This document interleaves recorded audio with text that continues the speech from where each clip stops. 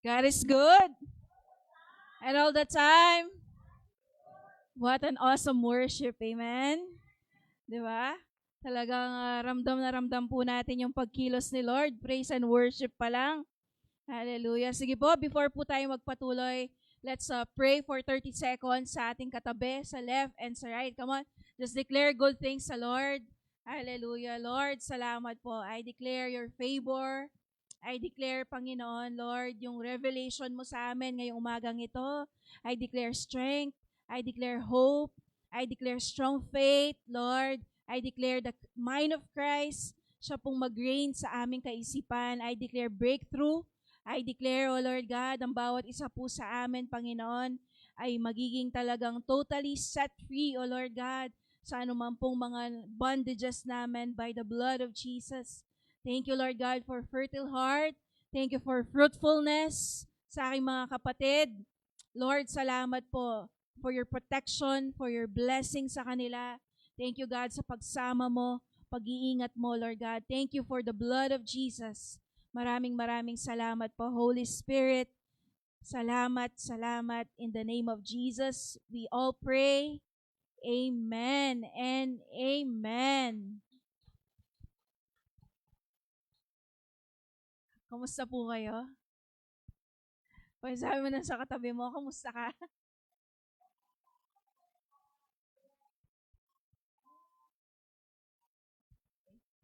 Sige. So, ngayon po, ngayong umagang ito, uh, tuloy-tuloy pa rin po tayo. No? Last week, we have talked about paano ba mag-handle ng crisis. No? May natatandaan pa po ba kayo sa last week na napag-usapan natin? So, yung topic natin this morning is somehow connected po doon. No? Kasi ang pag-uusapan natin is pera. Usapang pera po tayo ngayong umagang ito. Okay? So, sa school, hindi ho tayo tinuturuan masyado about sa pag-handle ng pera. Tama ba? Siguro kung napadpad ka ng college at ang course mo ay sa business administration, siguro mapag-uusapan yung about sa economics. Pero even sa standard or normal na pamilyang Pilipino, kung hindi lang din kayo negosyante, wala masyadong usapan about sa pera. Tama po ba? At madalas, kapag binobrought up ang topic about sa pera, either mag-aaway kayo o matatakot kayo. Tama ba?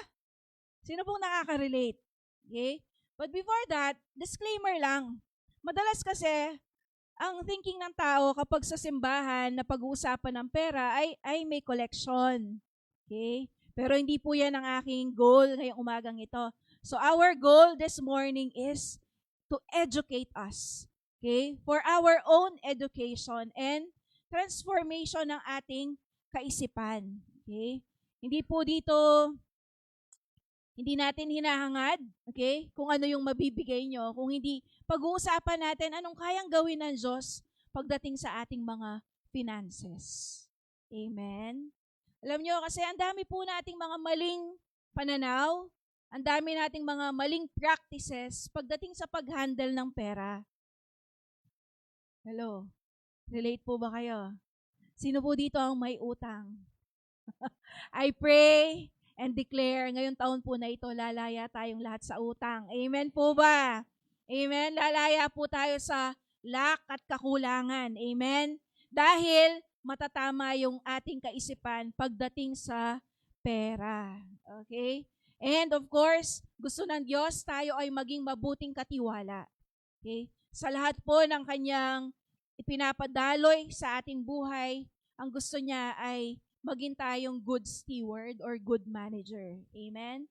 Kaya ang prayer ko sa atin po ngayong umagang ito ay maging matalino po tayo at maging magaling sa pag-handle ng pera. Amen? Ready na po ba kayo? Okay? Sabi pong ganyan ng Ecclesiastes chapter 7 verse 12, ang wisdom daw is a shelter kagaya ng pera. No? So, ang wisdom daw ay masasandigan mo kagaya ng pera. But, masigit daw pala ang wisdom or katalinuhan dahil it preserves those who have it. Anong ibig sabihin nun? Okay? So, una muna, kinompare nila yung pera as shelter, okay? Or sandigan, or roof over your head. Okay? Bakit? Kasi pagdating ng sakuna, pagdating ng ulan, bagyo, meron kang masisilungan. Pero kapatid, hindi enough na tayo ay pagpalain lang at magkaroon ng maraming pera. Dahil kahit marami tayong pera, nahahawakan sa buhay na ito, kung wala naman tayong katalinuhan, nakakasunod? Mawawala lang po yun. Sino po dito nakahawak na ng milyon o even hundreds of thousand, pero sa isang isang iglap, nawala? Okay? Naranasan nyo na po bang ma-scam? No? So, hindi pala enough that money, meron lang tayong pera. Kung hindi kailangan, meron din tayong wisdom. Amen? Kasi alam nyo po, anong sabi ng Luke? Luke 16:8, "For the people of this world are more shrewd in dealing with their own kind than are the people of the light." Okay? Pag sinabing shrewd, yun daw pong mga taong hindi Kristiyano, hindi mananampalataya, mas matalino sila sa pag-handle ng pera. Okay? Hindi ibig sabihin ng shrewd ay tuso. Okay? Ang ibig pong sabihin ng shrewd sa Luke 16:8 is that ikaw ay maparaan, madiskarte, matalino, at matinik. Tignan mo nga yung katabi mo. Shrewd ba yan? Okay? So, kaya nga po, ang goal natin ngayong umagang ito, hindi para mag-collect ng pera. Kung hindi tayo po mismo ay ma-bless sa message para tayo mismo maging po tayong marunong mag-handle ng pera. Kasi alam nyo, anong hinihingi ng Diyos sa atin? Hindi naman pera generosity. Amen? Amen? Nananing Lord yung pera mo. Okay? Yung buri ng Lord is our heart of generosity. Amen? Alam niyo po ba na dapat lang ang church ay nagtuturo about sa pera? Bakit? Sa Bible po, there are 2,350 verses na sinabi, binanggit, related pagdating sa kaperahan. Kaya dapat hindi po tayo sarado kapag pinag-uusapan ng pera sa isang church or organization na kagaya po natin. Amen? At alam niyo po ba that out of 38 parables, almost kalahati, 16, ay patungkol sa paano i-manage ang mga pera o possessions mo. Amen? Bakit? Ganun po kasi ka-practical ang Bible. Alam ng Diyos, kailangan natin ng pera sa araw-araw. Hindi naman po tayo pwedeng pumunta ng simbahan at sabihin mo, anak ako ng Lord, dinan mo kong corned beef. Di ba? Di mo pwedeng sabihin yon. Anak na ako ng Ginoo, libre na ako pamasahe, dala mo ko ka rin. Amen? Kaya nga po, kailangan mapag-usapan natin ang pera. At alam nyo pa, there are only 500 verses pagdating sa prayer at sa faith. So more than pa. Okay? Ang dami pala. Mga verses, almost times 5 of these verses, no, compared dito, ay patungkol sa kayamanan. Amen? And alam niyo po ba that because God is so good to us, no, alam po niya na talagang kailangan maturuan tayo paano mag-handle ng pera kasi napakalaking aspeto ng buhay po natin ay konektado sa pera. Tama po ba? Diba? Yung ating araw-araw na pamumuhay, pangangailangan ng ating pamilya, mga anak, no? And even our goals and dreams and even the purposes of God, nangangailangan po ng pera. Amen? Ang church, nangangailangan ng pera. Tama? Wala tayong pambayad ng kuryente, aircon, kung walang pera. Tama po ba? Amen? Kaya po ang pera ay hindi dapat sensitive topic na i-consider dahil ito po ay personal. Amen? At kailangan po talaga sa ating buhay. At alam niyo po ba, 80% daw ng mga mag-asawa na naghihiwalay ang dahilan ay hindi lang yung nangaliwa, kung hindi dahil sa pera. Hindi nagkaintindihan sa paghawak ng pera, kulang sa pera. Yan ang common na stress sa bahay. Tama ba? Mapapalad ka kung hindi ka nai-stress sa pera. Amen? Sino po nang gusto ng ganon? Amen? Pero this morning, sino po ang gusto ng pera? Sino po ang nangangailangan ng pera? Ang lakas talaga ng amen kapag pera. Ay, hindi, joke lang po. Okay? So, alam niyo po, ito ang katotohanan. Here's the truth. Hindi mo naman talaga gusto ng pera. At hindi mo naman talaga kailangan ng pera. Alam mo kung anong hinahangad ng puso mo?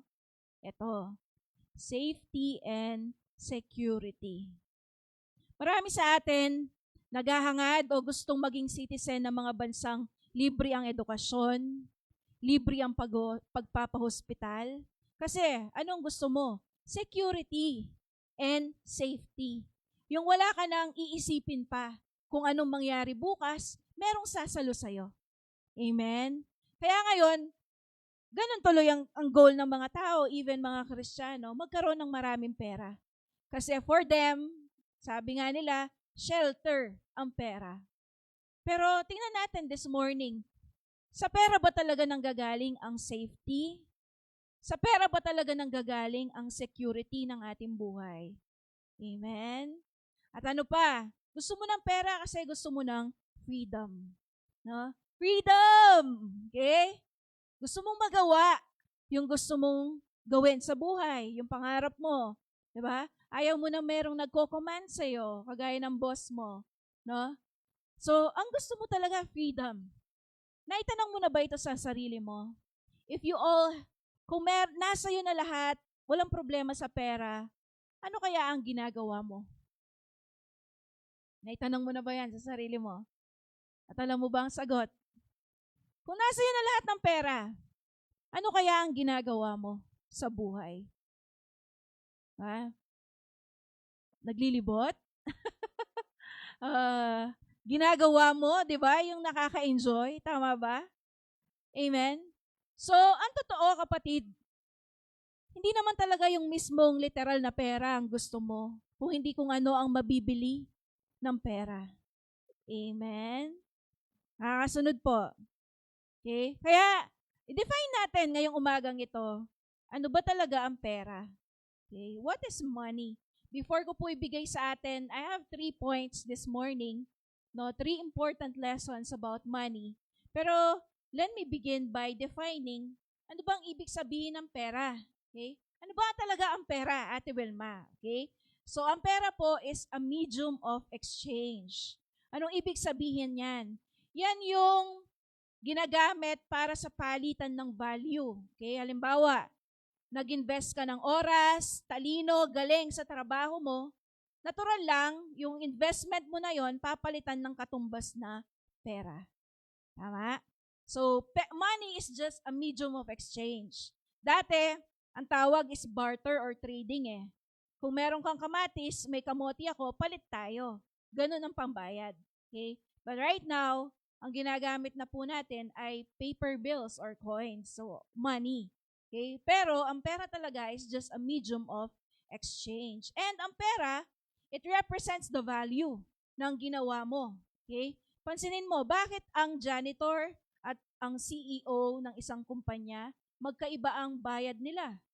It's because they have a different kind of value na binibigay sa kumpanya. Ang janitor ay lakas niya yung kanyang pinapalit para doon sa pera. Pero ang CEO, yung kanyang galing, strategy, vision, yung kanyang utak, ang kanyang ini-invest, kaya mas mataas ang value ng kanyang output.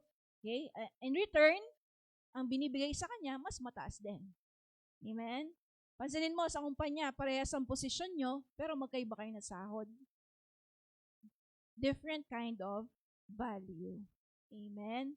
So, yung money po, it just represents yung value. Okay? Now, there are 2 types of value. Una, yung tinatawag na personal value. Okay? Nag-i-introduction lamang po ako. Okay? So, madalas mahaba ang introduction ko compared doon sa 3 points. Okay? So, are you still with me? Okay? Personal value. Okay? Ito po yung value mo as a person. Okay? You are mahalaga sa iyong pamilya, of course, lalo na sa Diyos. Walang question about doon. Amen?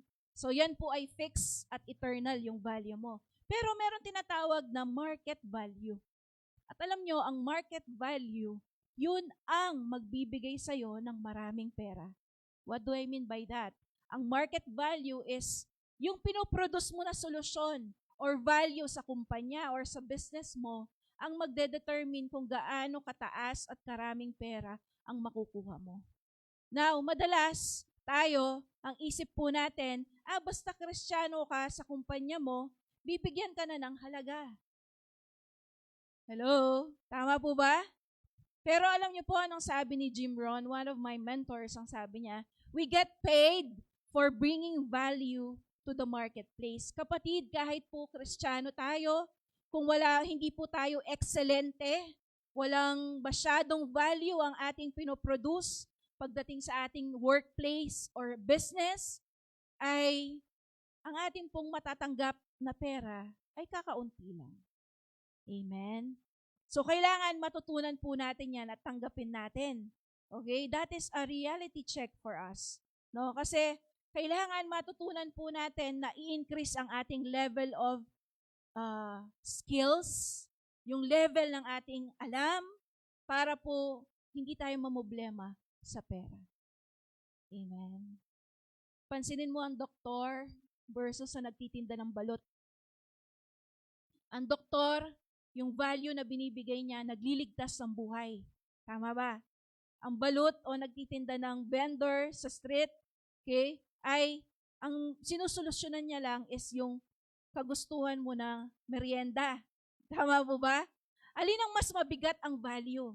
Yung nagliligtas ng buhay o yung solve ng ating gutom? Mas valuable, tama po ba, yung ginagawa ng doktor. Amen? Kaya po tingnan mo, sinong mas mayaman? Doktor. Amen? Nagigets po? So, now, mga kapatid, we need to know, we need to learn, okay, how to increase the value na pinoprovide po natin sa marketplace. Alam nyo mga kabataan, pag nagets nyo to, hindi kayo mag-i-start sa minimum wage. If you know how to provide value in the marketplace, magkakaroon ka maraming pera. Amen? So the truth is, eto po, work is a blessing and it requires excellence. Pakisabi sa katabi mo, excellence. Okay? Hinahanap po yung excellence pagdating sa marketplace. Amen? Amen po. Kaya kung gusto po natin na gamitin, okay, yung pera sa buhay po natin, dumami yung pera natin, you must learn how to increase the value. Ito po ang motto ko in life. The more you learn, the more you earn. Kaya po hindi ako tumitigil mag-aral. And I pray, yun ang maipasa ko rin sa atin. Yung kagustuhan na mag-aral. Amen? Kasi kapatid, kung wala nang nangyayari sa buhay mo, tapos hindi ka pa nag-aaral, nagsisikap, talagang hanggang dyan ka na lang. Amen? Tama po ba? Okay, so dinidefine ko lang ano ang pera at sinegue ko paano tayo magkaroon ng pera. Pangalawa is that money is neutral or amoral. Okay? Ang ibig pong sabihin, hindi mabuti o masama ang pera. Depende lamang sa humahawak. Kagaya ng baril. Okay? Depende sa humahawak. Kung ang humahawak sa baril ay kriminal, baka makapatay yan. Baka makapagnakaw yan. Diba? Kasi, pwede kanyang takutin. Tama po ba? Pero kung ang humahawak sa baril ay security guard or sundalo, pwede kanyang i-guard. Okay? Pwede kanyang i-protect. Ganon din po ang pera. Depende sa humahawak. Kung ang humahawak ay masama, magagamit niya rin ang kanyang kayamanan at pera sa masama. At kung ikaw naman ay mapagbigay o mabuti, magagamit mo yan sa kawang gawa. Amen? So, ang pera po, nire-reveal niya lang kung ano yung nasa puso mo. Okay? Ina-amplify niya, pinapalaki niya lang yung nasa puso mo. Kung dati ka nang mapagbigay at nagkaroon ka pa ng maraming milyon, baka mas lalo kang maging mapagbigay. Amen? Pero kung dati, medyo mayabang ka na, tagulang, wala ka lang maipagmayabang, pero pag nagkapera ka, mas lalo kang magiging mayabang. Amen? Because money just amplifies. Nire-reveal niya lang what is in our hearts. Tama? At pangatlo po, ang pera is a great servant but a bad master. Bakit? Ang pera po is a great way to help our family, to provide for our needs. Amen? Pero yan, kapag yan ang ginawa mong master, naku, magiging kang alipin. Amen? Bakit? Ididikta na niya yung emotion mo. Pag walang pera, bugnutin. Uy! Pag walang pera, may sakit. Hello? Pag ginawa mong master ang pera, makakaya mong mandaya para lang magkapera. Amen? At siya na rin po ang magdidikta ng identity mo. Okay? So, yung tingin mo na sa sarili mo, mataas kapag maraming pera, at mababa kapag wala kang pera. Ganyan kapag master mo ang pera. Pero pag ginawa mong servant ang pera, marami kang magagawa. Amen? Pangapat, money provides convenience and options. Okay? Pansinin mo ang taong walang pera. Wala masyadong option yan sa buhay. Okay? Pag marami kang pera, hindi mo alam kung anong uulamin mo. Kasi ang dami mong pwedeng options. Pero pag wala kang option, talagang mag-ebon na ka. Everyday itlog. Amen? Ganyan po ang nagagawa ng pera. Binibigyan ka ng maraming options. Amen? Diba? Kasi pag wala kang pera, yan na lang, no choice. Amen? Diba? Ang pera, dinidikta niya saan ka titira, saan mag-aaral ang mga anak mo. Diba? Kasi pag may pera, pwede sa private school, pwede pa nga international school. Diba? Pero pag wala kang pera, public na lang talaga. Walang option. Amen? Nagigets po. Ganun ang pera. Okay? Kaya po hindi natin minamaliit ang pera. Nasasabihin natin, hindi natin kailangan ng pera kasi nandyan na si Lord. Uy, taga-earth ka pa rin. Hindi ka pa taga-langit. Kailangan mo pa rin ng pera. Amen? Kaya po ang Bible napaka-practical. Basahin nyo para magbago ang finances nyo. Kasi biruin mo, 2,000 plus verses. Nandun na lahat. Ang kailangan mong instruction, paano ka magwagi sa pera.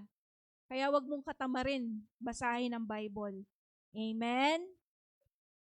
Ano pa? Last. Money is something, but it is not everything. Sabi ko nga, hindi natin minamalit ang pera. It can be a shelter, it can be ways to provide for our life.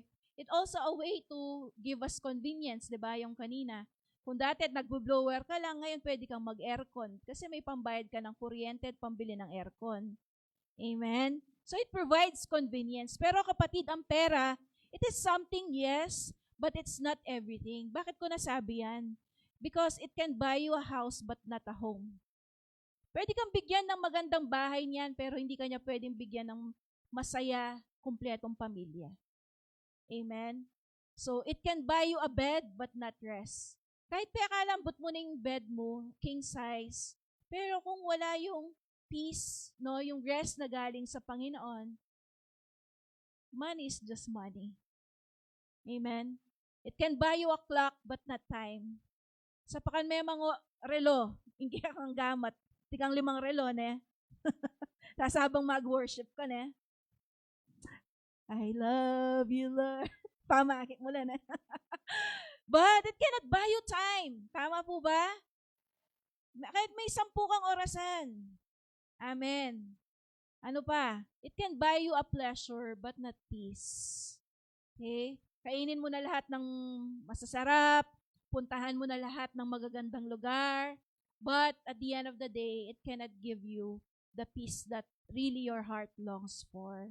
Amen? Kaya nga po ang pera ganon. So ngayon, this morning, itong topic ko, 3 important lesson about money. Gets nyo na po kung ano ang pera at nagagawa nito sa buhay natin. Amen? So there are 3 important lessons that I would like to share to you this morning. Number 1, money is a tool. Pangalawa, money is a test. And number 3, money is a trust. Okay? Meron po akong 4 na istorya para po ma-discuss ko sa atin itong 3 points na ito. Okay? So, kapatid, sabi number 1, money is a tool.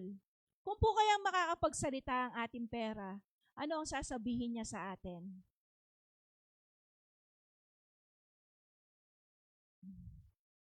Hindi po nagsasalita, pastora. Wala po kasi. Okay? So, kung makakapagsalita ang iyong pera, ito daw ang sasabihin niya. Kaya kong magdagdag ng kahulugan sa buhay mo, pero hindi ako ang kahulugan ng buhay mo. Hugot? Hashtag. Amen?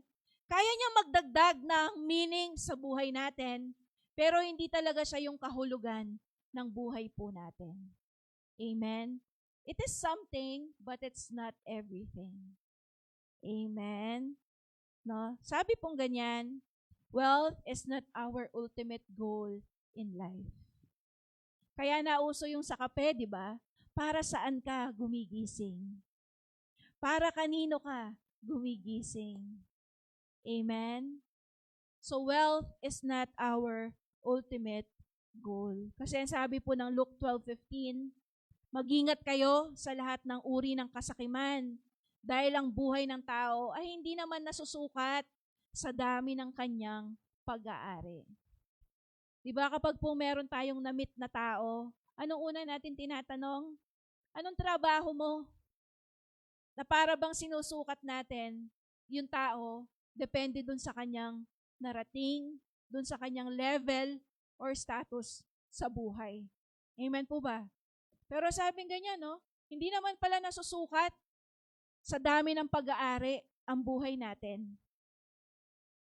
Andiyan po ating kong adwang saken, ating kong bale, ating kong loti, ating kong tipon, ating akong retirement.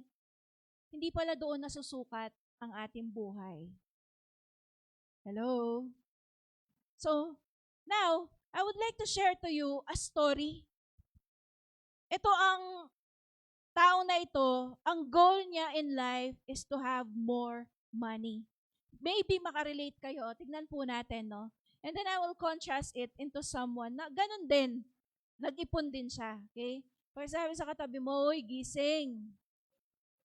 Okay? So the first story that I would like to share to you is yung sa Luke chapter 12, verse 16 to 21. Ito po yung parable of the rich fool. Alam niyo po ba yung story na ito?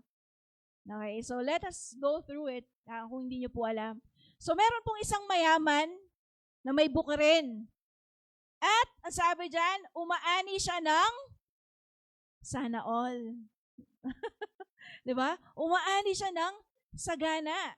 At sabi niya sa sarili niya, ano kayang gagawin ko? Alam mo yon, yung meron kang pera pero hindi mo na alam anong gagawin mo. Sana all na lang talaga.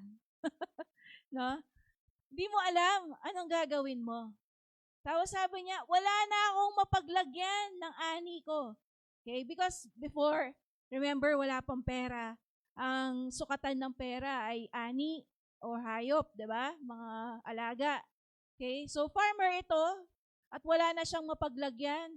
Sagana ang kanyang ani at kita. No? Sabing ganyan, alam ko na. So, nakapag-isip siya. Gigibain ko na lang yung mga bodega ko at magpapagawa ko ng mas malaki. At doon ko ilalagay yung mga naani ko at yung mga ari-arian ko. Okay? So, hindi lang pala ani, kung hindi meron pa siyang mga iba't ibang ari-arian. At dahil marami na akong naipon, para sa maraming taon, eto na lang daw ang kanyang gagawin. Magpapahinga na lang ako, kakain, iinom, at magpapakaligaya. Tingnan mo yung katabi mo, yan ang goal niya sa buhay. Tama ba? Di ba po? Retirement, ang ginogol natin, yung sana kaagad kang makapag-quit sa iyong trabaho at yan na lang ang gawin mo. Magpahinga, kakain, iinom, lilibot, at magpapakaligaya. Pero tignan niyo po ano sinabi ng Panginoon. Hangal. Ngayong gabi ay babawin ko sa iyo ang buhay mo.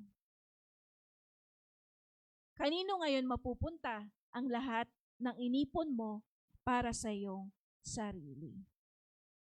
Now, itatanong mo dyan, ito pa pala, verse 21. Ganyan ang mangyayari sa taong nagpapayaman saan? Sa sarili, ngunit mahirap sa paningin ng Diyos. Amen? Kaya sabi ko sa inyo, money is something but it's not everything. Amen? Ganyan pala yung mangyayari kapag nagpapayaman ka. Para saan? Sa sarili mo, pero mahirap ka sa paningin ng Diyos. Kaya wag mong ismulin yung katabi mo. Baka, yes, pwede, mahirap siya sa paningin mo, pero mayaman pala siya sa paningin ng Diyos.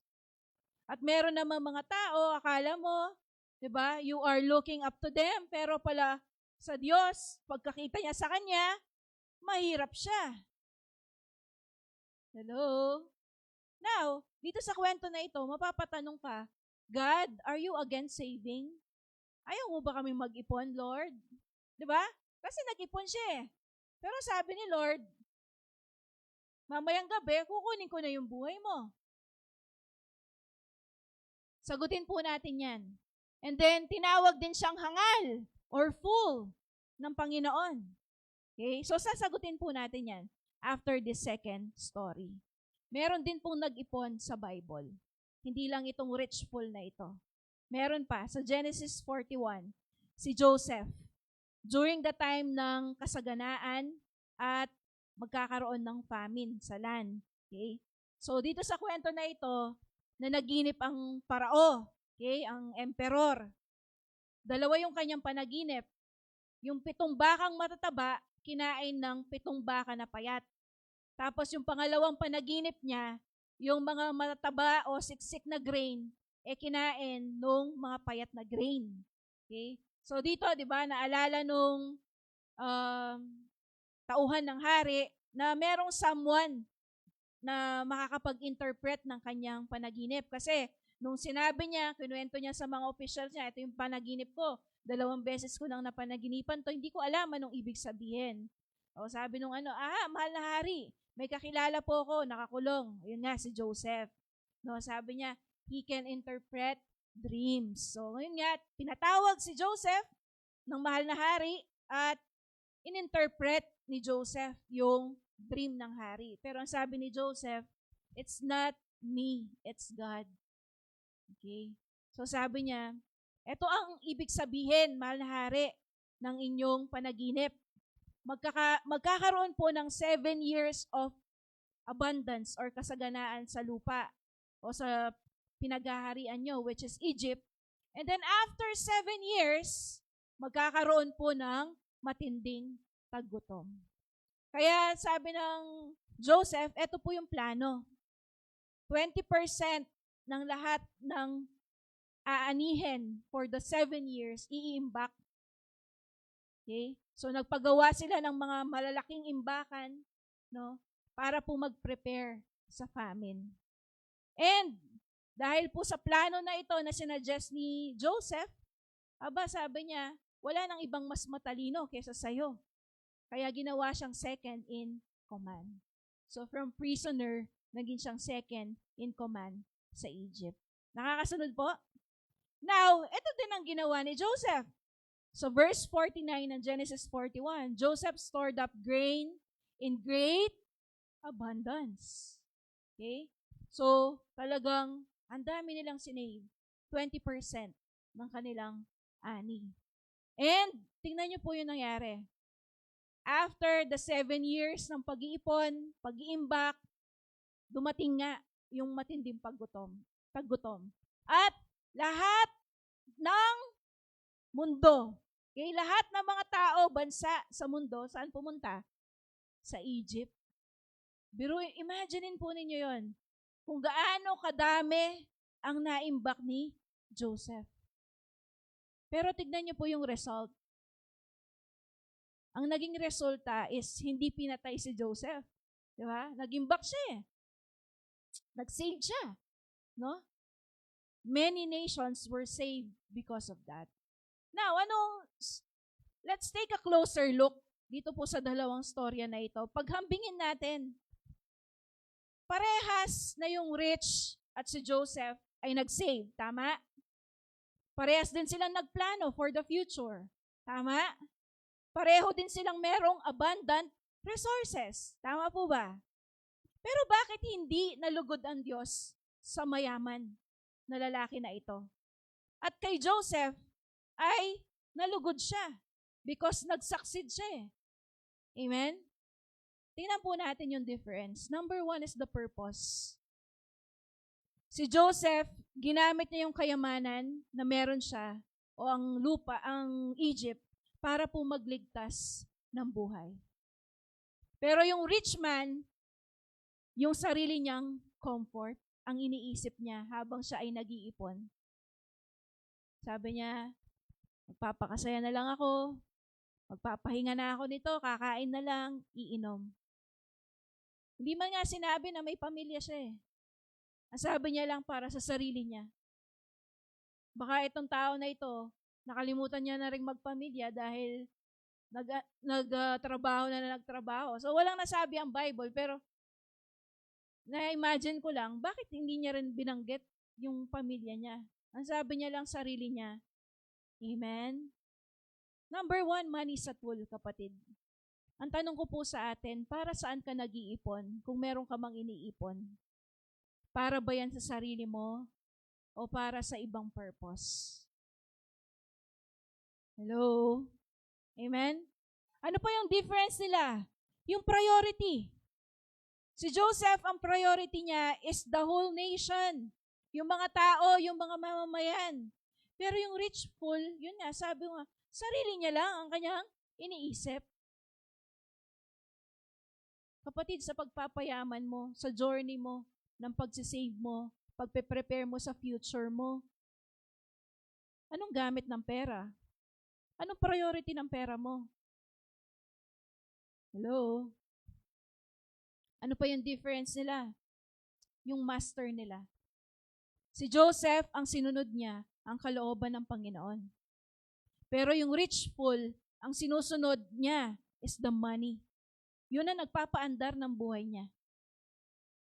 Ginawa niyang ultimate goal, yung pera.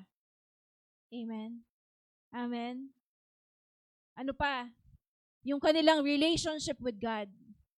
Yung rich fool, sinabi, di ba, mahirap siya sa paningin ng Diyos because wala po siyang relasyon sa Panginoon.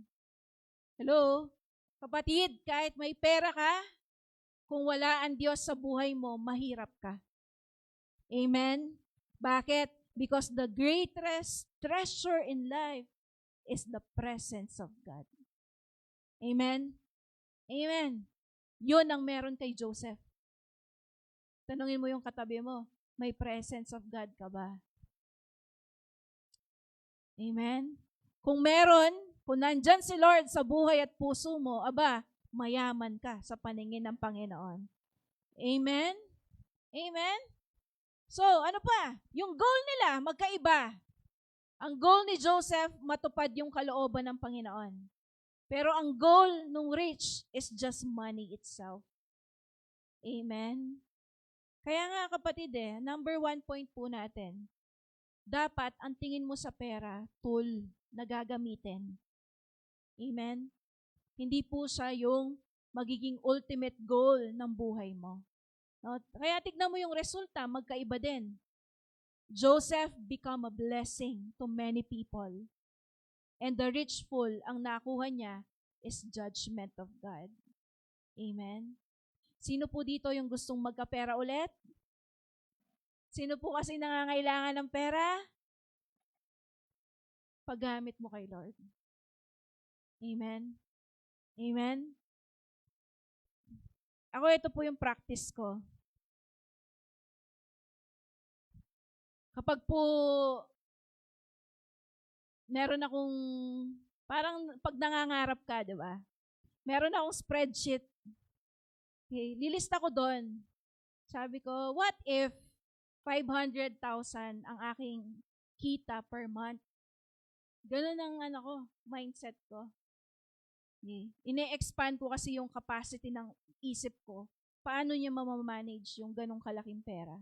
Alam niyo na na sa pagko-compute ko, sabi ko, sa lote, sa bahay, of course, tithe, sa mga magulang, mga pantulong, mga ganon. Pero nung naisip ko, kaya pala balo, makanano kayong gastusan ng 500,000? Sabi ko kanyan. No? Amen? Alam nyo, kaya baka pala hindi tayo binibigyan ng ganong kalaki ng Diyos kasi wala ka namang purpose eh. Hindi mo naman alam gastusin. Amen? Kaya ito pong challenge ko sa atin. Gusto mong bigyan ka ng Lord ng increase. Pakita mo sa Kanya paano mo gagastusin. Tapos makipag-business meeting ka kay Lord. Lord, I submit my proposal to you. Pag in-approve ni Lord, favor lang ang katapat niyan. Amen? Sa buhay po natin. Amen? Ako, yan po yung practice ko. And I found it, nung binabalikan ko yung mga spreadsheets ng aking mga pangarap na ganito ang sahod ko, God is so faithful. Nag-umpisa lang po akong nagsahod, 9,000 per month.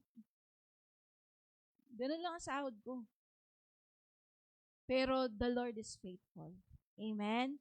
Kaya ang secret po sa wealth, ito, aligning yourself to God's will. Hello? Aligning yourself to God's will. Bakit binless si Joseph? Kasi nilalakaran niya yung kalooban ng Panginoon, which is to save a lot of people. Amen? Kaya kung wala kang pera, kapatid, baka hindi ka lumalakad sa kalooban ng Panginoon. O kaya naman, pwedeng season lang yan of testing. Amen? Pero check mo. Am I living inside the will of God? Hello? Amen? Sabi po ng James 4:3, eto pala, bakit hindi tayo binibigyan? Kung humihingi naman kayo, wala kayong natatanggap. Dahil humihingi kayo ng may masamang motibo. At ano yung motibo na yon? Para mapagbigyan ang sarili nyong kasiyahan. Killjoy naman ni Lord. Hindi pala pwedeng humingi para sa sarili kong kasiyahan.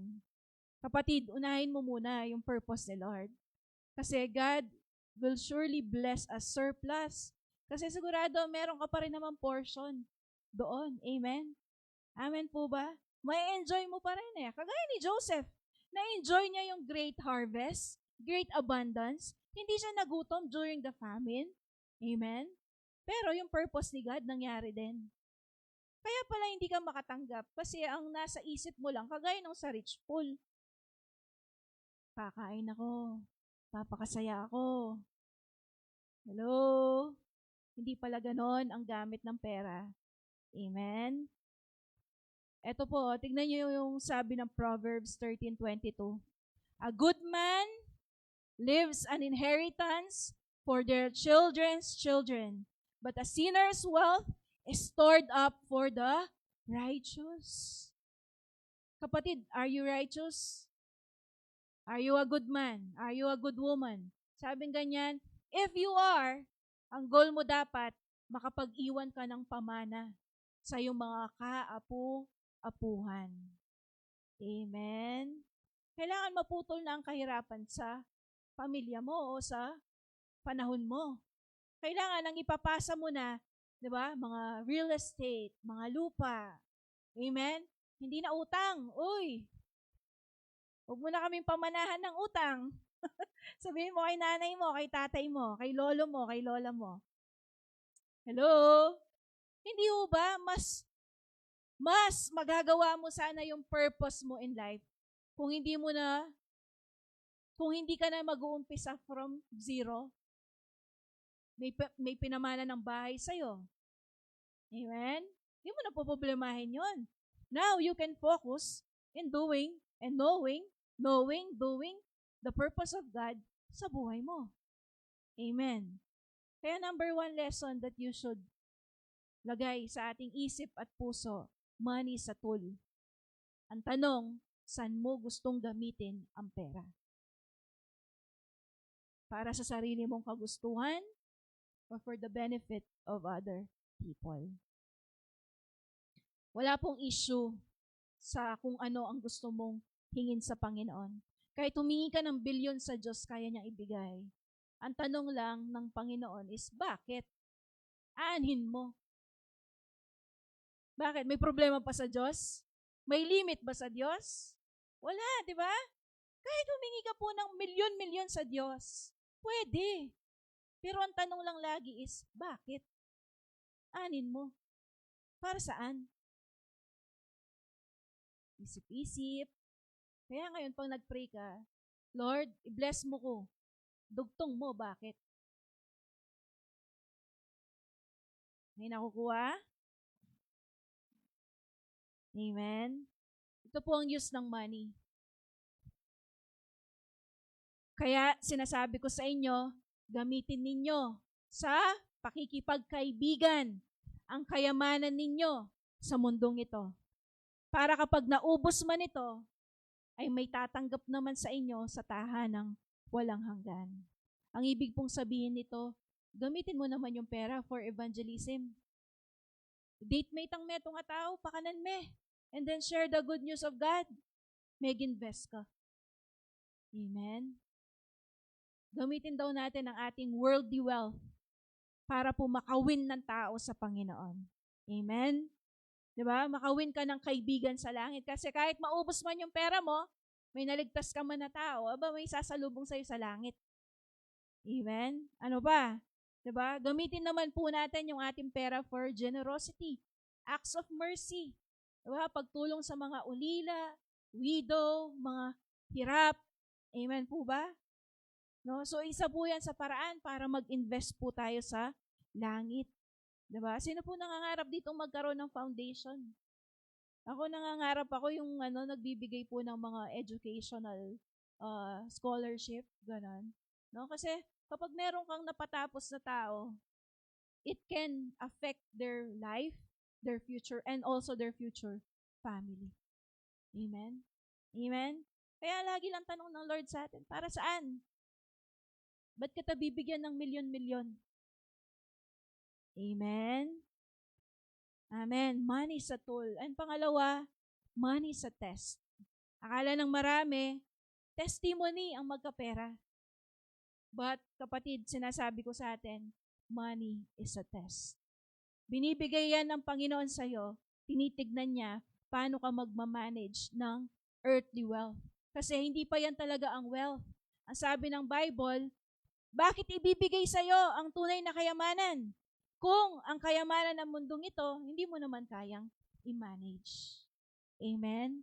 Sabi po ng Luke 16:10, ang taong mapagkakatiwalaan sa maliit na bagay ay mapagkakatiwalaan din sa malalaking bagay. Kaya for you to test yung reliability ng isang tao, bigyan mo ng maliit na responsibility. Bigyan mo ng maliit na pera. Amen? Kasi tinitignan mo dyan kung siya ay magiging faithful. Okay? Hindi yung attitude na, pag na lang sa malaki, doon ko na lang gagalingan, doon ko na lang pagbubutihan. Hindi po. Sa maliit pa lang na bagay, matetesting na tayo. Amen? Diyan sa kinikita mo ngayon, sa baon mo ngayon, tinetest ka na ng Panginoon dyan. Kung hindi mo kayang magtapat dyan sa kakakarampot, kahit bigyan ka ng milyon ng Panginoon, mas lalo ka nang hindi magtatapat. Uy, ang taong madaya sa maliit na bagay ay magiging madaya rin sa malalaking bagay. Amen? Alam niyo po, God uses provision to test our hearts. Kagaya po ng susunod na kwento, ng mga Israelita during the wilderness time sa Exodus 16, yung nagpaulan ng mana at pugo doon sa kampo nila. Kasi nagsawa na sila, no? Sa kain ng mga mana, no? So, pero before that, no, before magpaulan ng quail, yung mana muna. Okay? So ngayon, meron pong testing ang Panginoon sa kanila. And nandito sa verse 4, sabi niya kay Moses, makinig ka, Moses, magpapaulan ako ng pagkain mula sa langit.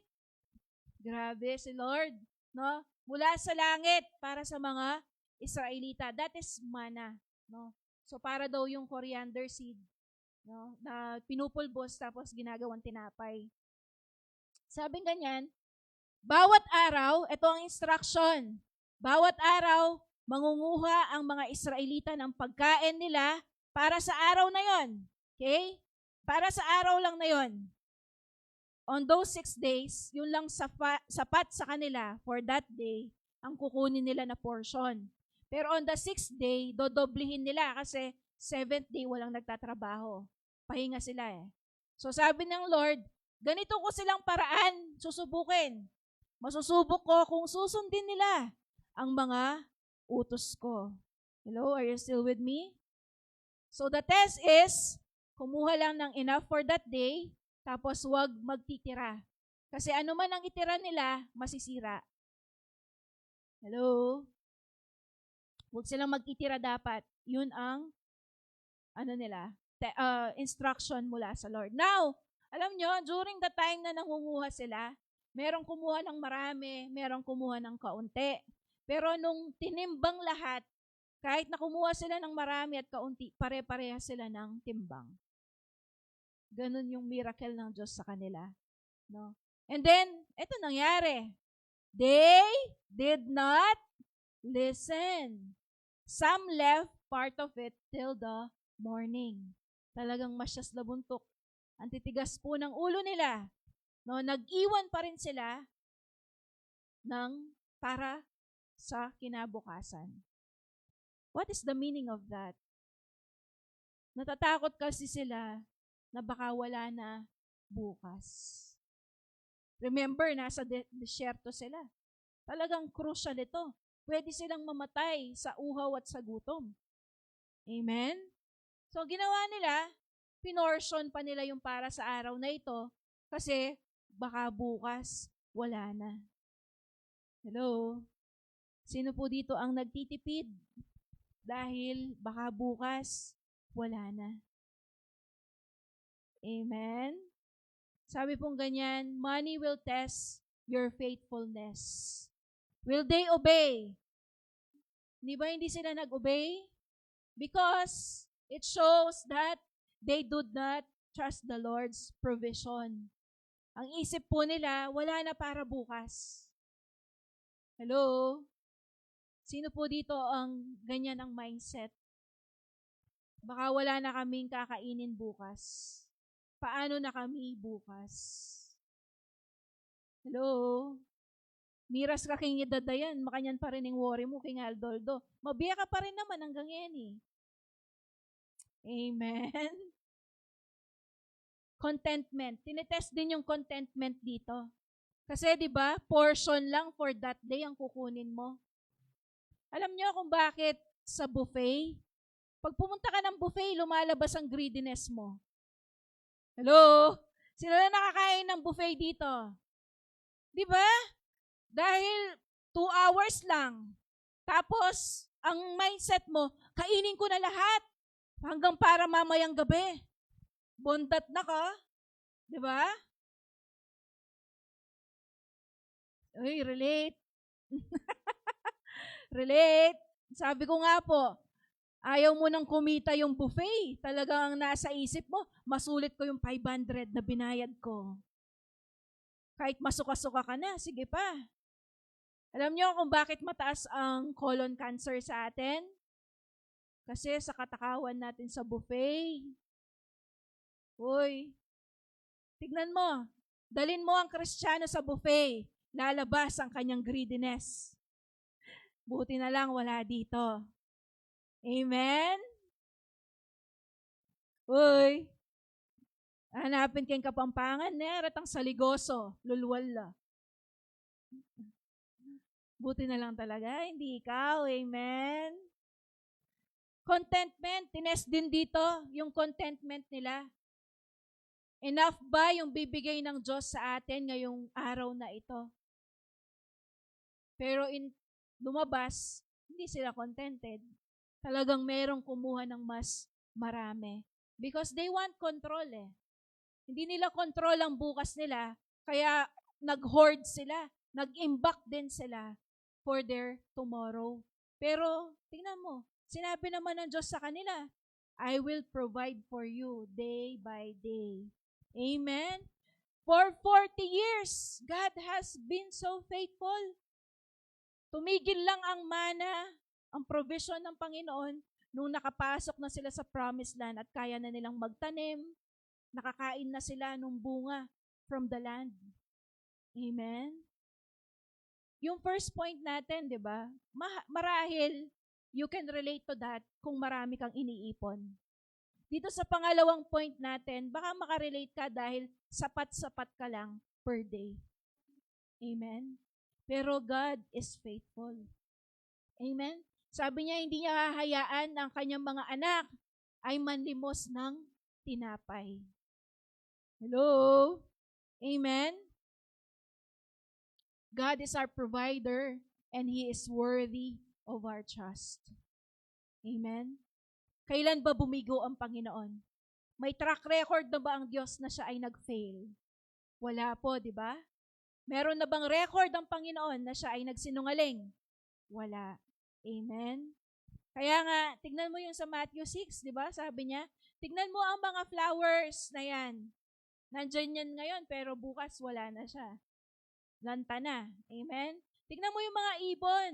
Hindi naman nagwo-work, pero pinapakain sila ng iyong amang nasa langit. Kay liit naman ang iyong pananampalataya, kapatid. Amen? Amen? Sino po dito ang napapalaya sa pera? Amen? Amen? Money is a tool, but money is also a test. I-reveal niya yung nasa heart mo, kapatid. Do you really believe God? Do you really trust God sa araw-araw? Amen? Tignan mo, anong mindset meron ka? Scarcity or abundance mindset? Ito ang sabi ng scarcity mindset. Ang focus niya, lack. Ano ang wala? Ano ang kulang? Kaya ang strategy niya, mag-hoard, mag-imbak. Hello? Amen? Diba? Kaya nga po sa bansa natin, binabawalan sa gas station ang magdala ng mga galon-galon kasi ayaw nilang mag-imbak ka. Kailangan may dala kang sasakyan. Amen? Amen. That is scarcity. Kasi ang isip mo, wala na.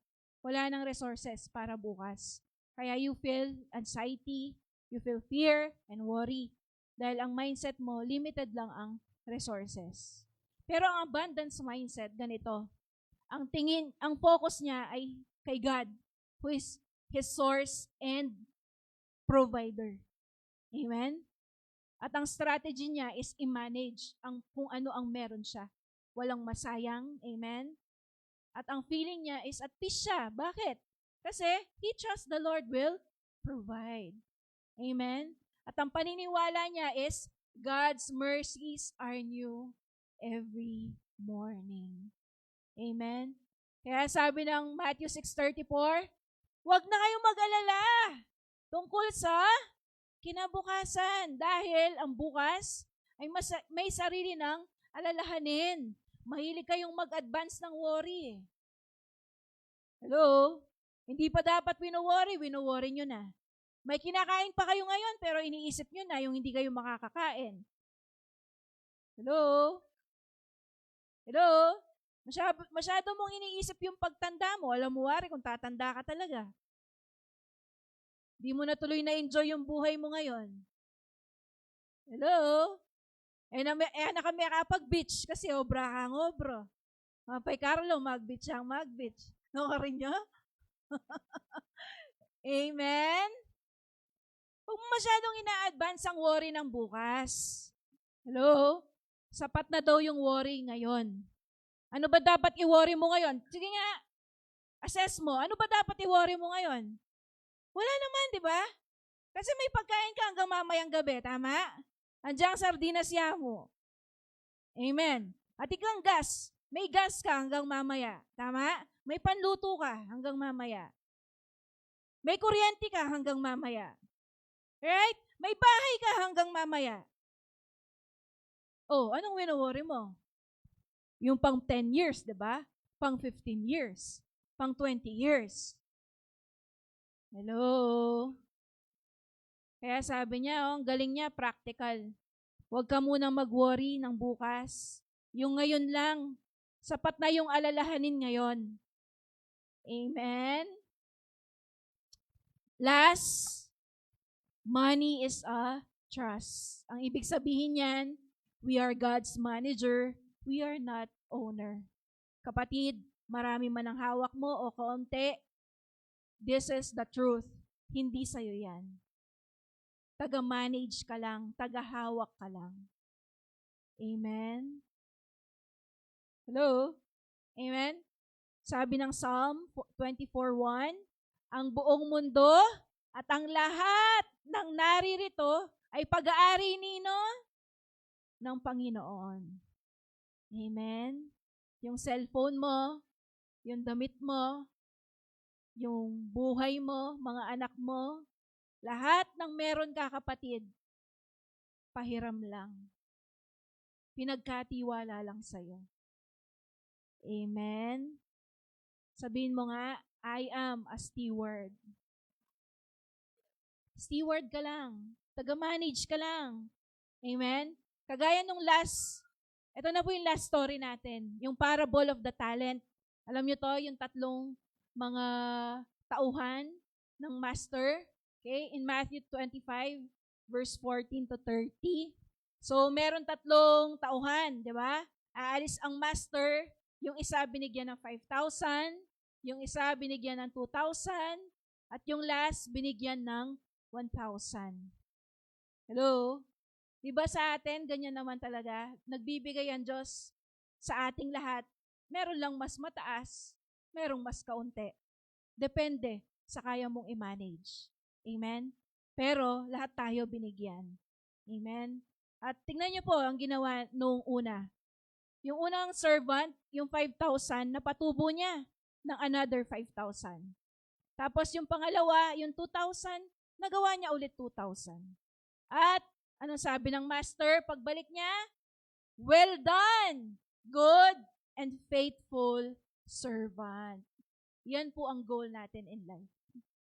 Pag nakita mo si Lord, ang sasabihin niya sa'yo, well done, good and faithful servant. Amen? Alam niyo ang test? Faithfulness lang. Yung manatili kang tapat sa Diyos. Kung meron ka mang sobra or kulang, manatili kang tapat sa Panginoon. Amen po? Tingnan niyo yung ginawa ng last servant, yung third. Natakot po ako, kaya ibinaon ko ang pera nyo sa lupa. Binalik niya lang ulit yung 1,000. Walang kulang, walang labis. Pero alam niyo po ang nangyari? Nagalit yung master. Sabi niya, you wicked servant, nilagay mo lang sana sa bangko para nag-interest. Amen? Alam niyo po, ano po kaya ang ipinagkatiwala ng Diyos sa atin? Ano man ang ipinagkatiwala ng Diyos sa atin, ayaw niya na babalik yun, nakagaya pa rin nung kanyang binigay.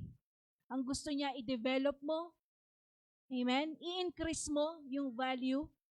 Amen po ba?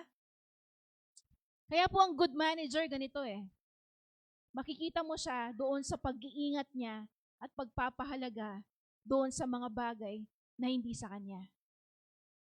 Di ba madalas ang mga ibang tao, kapag hindi sa kanila, burara sila. Hindi maingat. Hello? Amen? Pero tingnan mo yung good manager. Kahit hindi sa kanila yung gamit, pagbalik sa'yo, di ba? Kung halimbawa, sasakyan yan, full tank at malinis. That's a good manager. Tignan mo yung mga nangungupahan. Kapag hindi good manager, dahil hindi sa kanila, iiwanan nila, puro sulat, sira-sira. Amen? Pero pag good manager ka, mapapaganda mo yung lugar kung saan ka nakatira. Those are just simple things. Pero napapakita doon yung galing natin sa pag-manage. Amen. Amen. Ito po yung dapat natin tandaan as managers. Number 1, the resources are not ours. Amen? Di ba? Nagtatights tayo, sabi nga ni Joy. 10% na binabalik mo ay kay God. At yung naiiwan na 90%, kay God pa rin yun. Amen? Pero He let us enjoy. Amen? Ang sabi ganyan, we are accountable to the Master. Kapatid, one day, haharap tayo sa Diyos at hindi lang pera ang ating isusulit, kundi ang ating buhay. Paano po natin ginamit ang ating buhay? Paano po natin ginamit ang mga pinagkatiwala ng Panginoon sa atin? Anong ginawa mo, itinuro mo sa iyong anak? All of that, lahat ng pinagkatiwala ng Diyos sa atin, tatanungin tayo, anong ginawa mo? Magsusulit ka, kapatid. Amen? Kaya dapat maging marunong po tayo, matalino, shrewd. Amen? And sabi ganyan, God expects multiplication for us, from us. Amen? And evaluation is based on our faithfulness. Alam niyo po, yung first servant na nag-multiply yung 5,000, ang ginawa ng master, yung 1,000 doon sa third servant, ibinigay sa kanya. Hello? Kaya nga wag kang magtaka, di ba? Kapag pinopromote ka ng Diyos, lumalawak ang responsibility mo. That is promotion in the kingdom of God. Amen? Amen po? Kasi napatunayan that you are faithful. Tingnan mo sa school. Di ba? Kung sino yung estudyante mo pagkakatiwalaan, siya laging tinatawag at inuutusan. Tama po ba? At minsan ayaw natin yon even sa pagdating sa ating trabaho. Pero that is a proof that you are faithful. Kasi pinagkakatiwalaan ka. Amen? Kaya nga po, sabing ganyan, hindi ka magiging faithful sa pera hanggat hindi mo nakikita na si Kristo ang tunay mong kayamanan. Hello? Kapag pala mas mahalaga ang pera at turing mo dyan ay kayamanan, you will never be faithful. Pero kapag ang nailagay sa puso mo that Christ is enough, that Christ is your ultimate goal in life and your ultimate treasure, magiging tapat ka sa pera. Magiging magaling kang mag-manage sa pera. Amen? Natry nyo na bang tanungin si Lord, Lord, para saan po ang pera na ito? Tinanong mo na ba si God nung ikaw ay nagbabudget? Lord, paano mo gustong hati-hatiin ko ang pera na ito? Kung hindi pa, abay gawin natin practice yan. Makipag-business meeting tayo sa Diyos. And always ask Him, Lord, ano pong gusto niyong gawin ko sa araw na ito? Lord, ano pong gusto niyong gawin ko sa karir ko? Lord, ano pong gusto niyong gawin sa aking pag-aaral? Hello? Amen? Sabing ganyan, you cannot serve God and money. Pipili ka lang. But I tell you, if you serve God, money will follow. Amen? Nakuha niyo po ba yon? If you serve God, money will just follow. Amen? Matthew 6:33, yan ang pangako ng Diyos eh. Unahin mo ko, unahin mo ang katwiran ko, hanapin mo ko, and all these things will be added unto you. Baligtarin mo yan, kapatid. Kontoro, tatagalan mo yung pera, kontoro ka rin niya bala mo, susulag po. Amen? Because this is God's design. Amen? May nakuha po ba tayo? Money is a tool. Sabay-sabay nga po natin sabihin. Money is a tool. Money is a test. And money is a trust. Amen? Tumayo po tayong lahat and let us pray. Lord, salamat po sa mga salita mo sa amin, instruction mo sa amin. patungkol sa pera. Lord, right now, dinideklara ko, by the power of your name, by your blood, lahat po kami ay magiging secure. Lahat po kami ay magiging safe in your presence. At lahat po kami makakaranas ng freedom in the name of Jesus. Kung meron po dito na merong utang, come on, right now I declare, magiging malaya ka this year sa utang in the name of Jesus.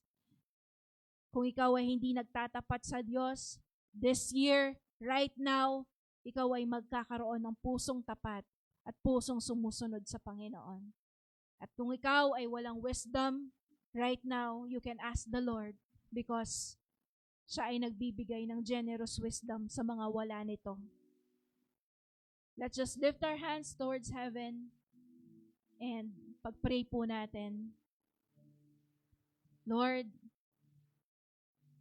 dalangin ko lahat ng mga nagtataas ang kamay ngayon. Pagpalain mo ang kanilang mga gawa. Pagpalain mo ang kanilang trabaho. Pagpalain mo ang kanilang pag-aaral at business. At Lord, pagpalain niyo po sila, even the housewives. Tulungan niyo sila, Panginoon, na mag-multiply ang mga binibigay niyo sa kanila. Lord, gawin niyo po kaming kagaya ng dalawang servant, that we are good and faithful. Tulungan niyo kami to multiply, Lord, magkaroon ng multiplication, anointing, O Lord God, sa lahat ng mga meron po kami, mga disciple, mga pera, oras, Lord, kalakasan na meron kami, magamit po namin ito, Lord. At may we find, Lord, ourselves na nakakasunod sa iyo, Panginoon. Help us, Lord, right now, our hearts to align sa kalooban mo. At Lord, tulungan niyo po kami na maging katiwa-tiwala sa mga maliliit na meron po kami ngayon. Lord, mapagkatiwalaan nawa kami kahit sa malaki. Maraming salamat po, Panginoon. Lord, i-bless mo ang aking mga kapatid. Tunay nga, mag-raise up ka ng mga generous people on this church na magbi-bless ng iyong kaharian, mag-a-advance ng iyong kingdom. And I pray, O Lord God, yung salita mo, yung message mo ngayong umagang ito, it will be sealed in our hearts and in our mind. At masusunod po namin ito. In the name of the Father, and of the Son, and of the Holy Spirit, we pray. Every God's people say, Amen and Amen. We can all be seated right now. And nais ko pong tawagin si Andrea kasi gusto niya pong magpatotoo doon sa ginawa ng Lord. Thank you. Ginawa ng Lord sa buhay po nila. Can we just open the lights muna? And bago po tayo pumunta sa ating giving at benediction, no? Pakinggan po natin yung testimony, pagpaparangal sa ating Panginoon. Naman, palakpakan po natin si Lord sa buhay ni Andrea.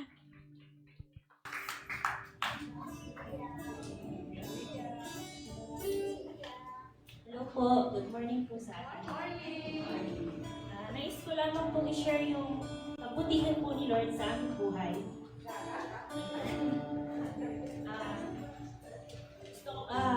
Masaya po ako kasi dati po pangarap ko lang po mag-testimony sa harapan po ng maraming tao kasi gusto ko po i-share yung ginawa po ni Lord sa aming buhay, lalo na po sa father ko. Sorry po. Ngayon po, ito na po siguro yung araw na gusto ko pong i-share yung ginawa po niya po diyan sa father ko. January 1 po, this year, 2026, saktong bagong taon po yun. Sumarat po yun siya ni father ko. Nagpupupo po siya, pero tubig lang, tas may dugo. Tas nahihirapan po siyang ilabas yun. Then, pinatingin po namin siya sa doktor. Sabi po, may almorana siya, pero kailangan pong makolonoscopy. So, wala po kaming pera para dun sa colonoscopy kasi pinapasadya po kaming 50,000. So, wala naman po kaming pera doon. Good favor po ni Lord, may tumulong po sa mother ko. Sinabi po niya doon sa Lubao, libre daw po yun. pinakolonoscopy po namin si father ko dahil nakita po yung bukol sa rectal po niya. Meron po siyang 10 cm. So malaki na po yun. Matagal na daw po niyang nandun sa katawan niyo, 10 years na. Pero favor po ni Lord, yung 10 years po na yun. Until now, nandyan pa po siya. Then, alam ko po, hindi pa po sa 10 years o 20 years na po bibigay ni Lord sa kanya. Then, inoperahan po yun. So, pinaparedy po kami ni Lord pinaparedy po kami po ng doktor ng 40,000 para sa kanyang operation. Sa professional daw po ng doktor yun. Wala din po kami ng ganun. So, naghiram po kami ng 20,000 sa ibang tao. At then, naglikong po kami ng 20,000 para po malikong po namin yung 40,000 na yun.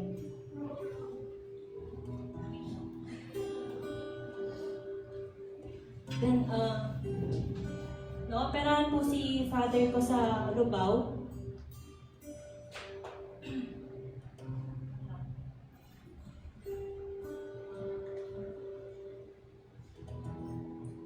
Naoperahan po siya. Nakuha po yung bukol doon po sa bukol doon sa rectal po. Then 115,000 po yung lumabas po na bill.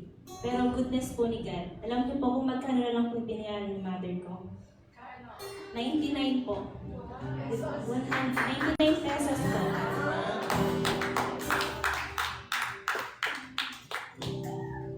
Masaya po ako kasi alam ko po na laging nandyan si Lord sa buhay po namin. Nung nalaman ko po na nagkabukol si father ko, nalungkot po ako kasi akala ko po mawawala na si papa ko sa amin. Pero pinalagpay po ako.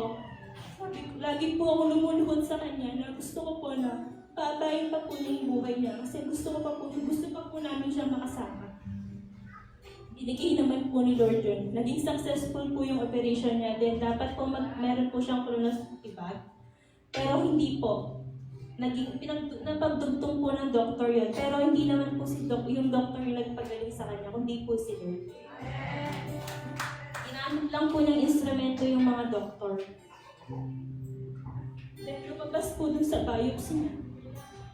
May stage 3 cancer po si papa ko sa rectal.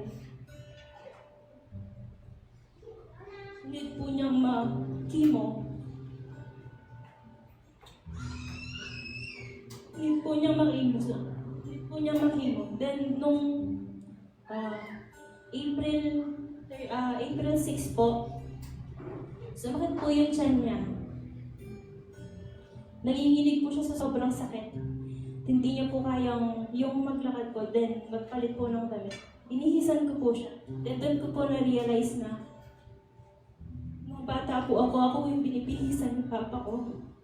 Pero ngayon, ako lang po yung gumagawa sa kanya. Then doon ko po na-realize na dapat po, ilagaan po natin yung mga magulang natin. Tama po yung sinasabi sa Bible na honor your parents. Ibabalik po ni Lord yun. Then, na-ER po si papa ko dun sa Mount Carmel. Dapat po sa Bulao na kaso, sabi po kasi ni mama ko sa Bulao na lang kasi wala po kaming pambayad. Kasi po, private po si Mount Carmel eh. Pero dahil doon po ako nagtatrabaho, dependent ko po si papa ko. Sabi ko po kay mama ko, wag niya pong isipin yung babayarin kasi alam po kasama po natin si Lord. He was diagnosed po na infection sa dugo. Mas mataas po yung red blood cells niya. Then, nag-bill po kami ng 4,700 plus po, alam po something. Pero alam niyo kung pagkano lang po binayad namin. 222. Kumikilos po sa buhay po namin si Lord. Siyempre hindi naman po alam ko, hindi ko po nakikita yon. Pero ngayon po nakikita ko na dahil may feel po ako kay Lord. Yun po.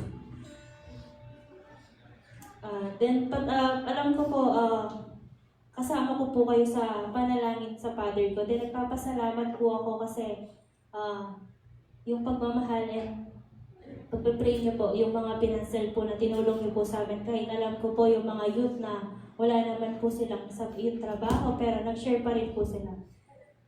Nagpapasalamat po ako sa lahat ng tumulong sa papa ko. Ngayon po, continuous pa rin po yung pagpe-pray na malalampasan po niya yung stage 3 cancer. Kasi doon sa 10 years po na bukol na nandun sa kanya, na nandiyan pa rin, malakas pa rin po si Papa ko. Alam ko, mas higit pa po dun sa 10 years na ibibigay ni Lord sa buhay po ni Papa ko. Maraming salamat po. Yun po yung, share ko lang din po na lahat po ng ipon ko, naubos na, pero hindi po ako natakot. Kasi alam ko, mas araw-araw pinoprovide po ni Lord yung mga pangangailangan po namin. Wala naman po kami inaasahan na iba ako na lang pinagtatrabaho siya kasi kuya ko, pero everyday po, lalo na po yung ensure ni Papa ko, mahal. Tsaka yung gamot, pero pinoprovide po lagi ni Lord yun. Hindi po kami nagugutom or hindi po nawawalan ng support sa gata si Papa ko. Kaya maraming salamat po, Lord, dahil hindi ka nagkulang. Kaya papakanta ka po dun sa kahit kailan di ka nagkulang, biyaya mo sa akin lagi laan. Ang pag-ibig mo sa akin walang hanggan, inibig mo ako noon pa man. Thank you po.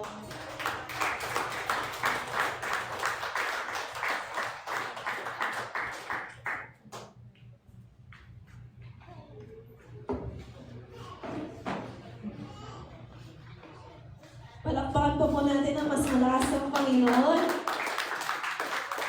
Amen. Tunay nga po tapat ng ating Panginoon. God is so good po sa buhay nila. And I'm sure lahat po tayo, meron din po tayong kwento na talagang tapat po ang Panginoon. No? Yun nga po.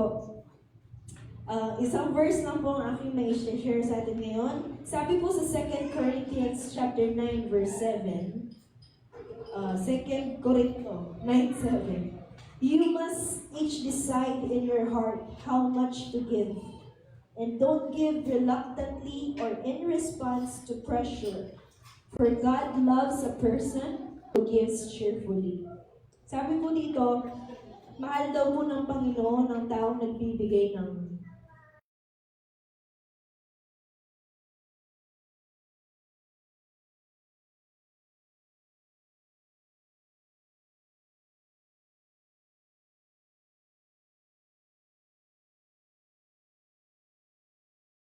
sa atin, yun sa testimony din po ni Dating na hindi po natin kailangan mag-worry. Alam niyo po, kahit po sa pamilya namin, talagang tapat din po ang Panginoon. And I am sure, excited ka na ba na ikaw na ang next na tatayo dito kasi meron din po tayong testimony sa faithfulness ni Lord. Amen? Kaya po tayo, few reminders lang po na hindi po tayo nagbibigay kasi nagbabayad po tayo kay Lord. Hindi rin po tayo nagbibigay para umiwas lang sa sumpa. Hindi po ganun yun. Hindi rin po tayo nagbibigay para bumili ng blessing. Ang pagbibigay po ay hindi rin parang business transaction yan. At lastly, hindi po ATM ang Diyos. Hindi po natin siya ATM. No? Kaya po, yung sabi po sa last part po ng message is yung obedience po talaga. Last na lang po is, ang message po sa akin ni Lord this week is, yung tungkol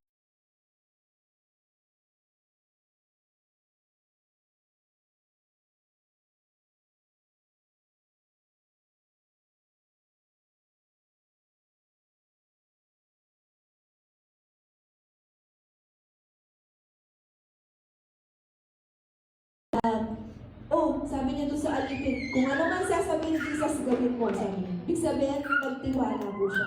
Kilala niya ako sino ang Diyos mo. Kaya po ang tanong ko sa inyo, kilala mo ba ako sino ang Diyos mo? Pangalawa po is yung alipin. Sumunod din po siya. Walang pag-aalinlangan, walang question, sumunod siya. Nung sinabi ni Jesus na, kumuha ka ng mga jars, punuin mo yan ng tubig. And then, then came yung miracle. Nagkaroon po ng milagro after. So, importante po na tayo magbigay ng buong puso. Hindi po kailangan na 10% lamang because everything is the Lord's. Amen? So, tayo po tumayo. Hawakan natin ating kapwa at tayo po manalangin. Salamat, Panginoon, dahil Ikaw ay tunay na tapat. Ikaw ang tunay na Diyos. Noong panahon po, sa Exodus, for 40 years, hindi mo sila pinabayaan. You have provided. Pinangahawakan po namin ang salita mo na hindi na namin kailangan alalahanin pa ang bukas. At sinabi mo rin, Lord, for you are with us and you will bless us. Kaya Lord, hindi kami bibitaw sa presensya mo. Ikaw ang higit na kailangan namin. Ikaw ang aming treasure, Panginoon. Ikaw ang aming kayamanan, Panginoon. Kaya Lord, huwag mo hayaan na kami mapalayo sa iyo. At ang aming ikapu, Panginoon, ay binibigay namin sa inyo cheerfully, Lord. Continue to teach us, Panginoon, na maging good managers din kami ng iyong mga resources na binibigay mo sa amin. Salamat, Lord. We honor you, we glorify you in the mighty name of Jesus. Amen. Amen.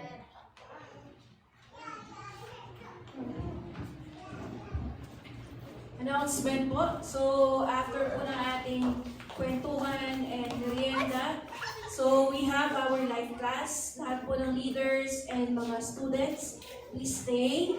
And again, malapit na po ang ating convergence on June 12 to 14.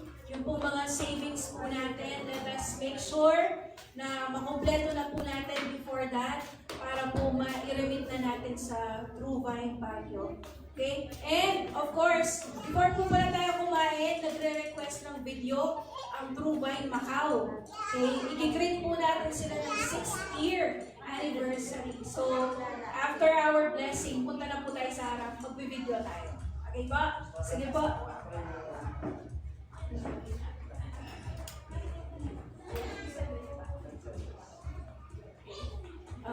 Sige po, taas po natin ang ating mga kamay.